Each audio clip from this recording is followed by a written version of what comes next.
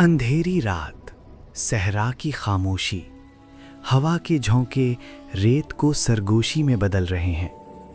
ایک طاقتور سلطنت، ایک عظیم تخت اور ایک ایسا سوال جو صدیوں سے زندہ ہے۔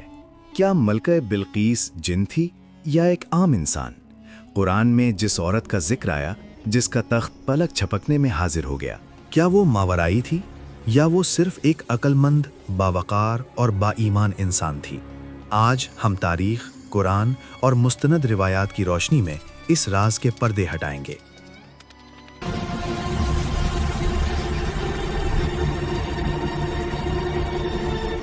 ملکہ بلقیس، جسے قرآن مجید میں ملکہ سبا کہا گیا، اسلامی تاریخ کی ان چند خواتین میں سے ایک ہیں جن کا ذکر براہ راست اللہ کی کتاب میں آیا۔ یہ کہانی طاقت، عقل، غرور اور بالآخر ہدایت کی ہے۔ لیکن صدیوں سے ایک سوال لوگوں کے ذہن میں گردش کر رہا ہے۔ کیا بلقیس جنات میں سے تھی یا وہ یمن کی سرزمین پر حکومت کرنے والی ایک غیر معمولی مگر انسان ملکہ تھی؟ اس سوال کی جڑیں کہاں ہیں اور قرآن ہمیں اس بارے میں کیا حقیقت بتاتا ہے؟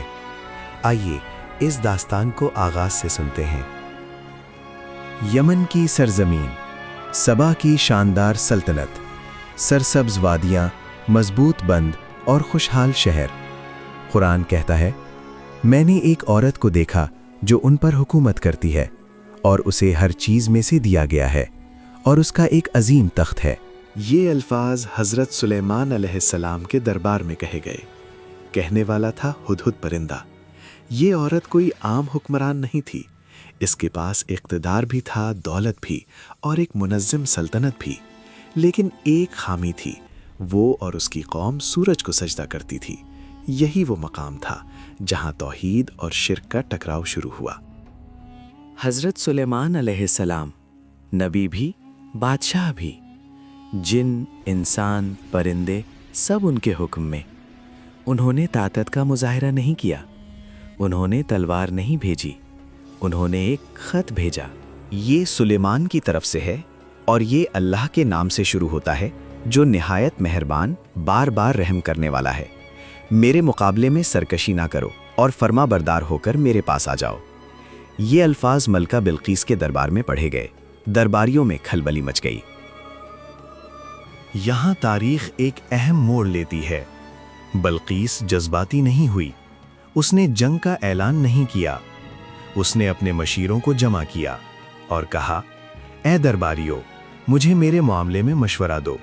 میں کوئی فیصلہ نہیں کرتی جب تک تم میرے پاس موجود نہ ہو۔ یہ الفاظ طاقتور ہونے کے ساتھ عقل مند ہونے کی گواہی تھے۔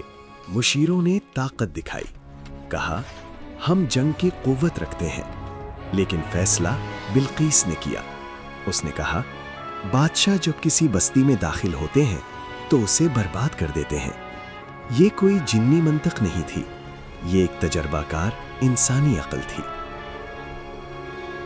بلقیس نے سلیمان کو تحفہ بھیجا، یہ دیکھنے کے لیے کہ کیا وہ دنیاوی بادشاہ ہیں یا اللہ کے نبی۔ تحفہ پہنچا، حضرت سلیمان نے دیکھا اور فرمایا، کیا تم مجھے مال سے مدد دیتے ہو؟ جو اللہ نے مجھے دیا ہے وہ اس سے بہتر ہے۔ یہاں بلقیس پر حقیقت واضح ہونے لگی، یہ کوئی عام بادشاہ نہیں تھا، اب فیصلہ قریب تھا۔ بلقیس یروشلم کی طرف روانہ ہوئی اور اس سے پہلے کہ وہ پہنچتی، حضرت سلیمان علیہ السلام نے فرمایا، تم میں سے کون ہے جو اس کا تخت میرے پاس لے آئے قبل اس کے کہ وہ فرما بردار ہو کر آئیں؟ ایک طاقتور جن نے کہا، میں اسے آپ کے اٹھنے سے پہلے لے آؤں گا۔ لیکن پھر ایک اور آواز آئی، میں اسے آپ کی پلک جھپکنے سے پہلے لے آؤں گا۔ اور تخت حاضر ہو گیا۔ یہ لمحہ حیرت انگیز تھا، لیکن غور کیجئے، یہ معجزہ بلقیس کا نہیں تھا، یہ اللہ کی عطا حضرت سلیمان کا معجزہ تھا۔ بلقیس دربار میں داخل ہوئی، اس سے پوچھا گیا، کیا تمہارا تخت ایسا ہی ہے؟ وہ چونک گئی، بولی، یہ تو ویسا ہی لگتا ہے۔ پھر شیشے کا فرش، پانی کا غمان، کپڑے اٹھانا اور فوراً حقیقت سامنے آ گئی۔ یہ کوئی جنی فطرت نہیں تھی، یہ ایک انسان کا فطری رد عمل تھا۔ اور پھر وہ لمحہ جب بلقیس نے کہا، اے میرے رب، میں نے اپنی جان پر ظلم کیا اور میں سلیمان کے ساتھ اللہ رب العالمین پر ایمان لاتی ہوں۔ یہ عروج تھا، یہی اصل فتح تھی۔ تو سوال کا جواب واضح ہے۔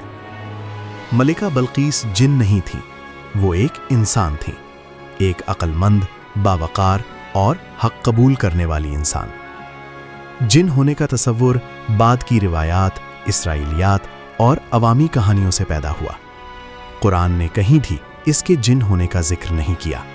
کہانی ہمیں سکھاتی ہے، طاقت غرور میں بدل سکتی ہے، لیکن عقل انسان کو ہدایت تک لے جاتی ہے۔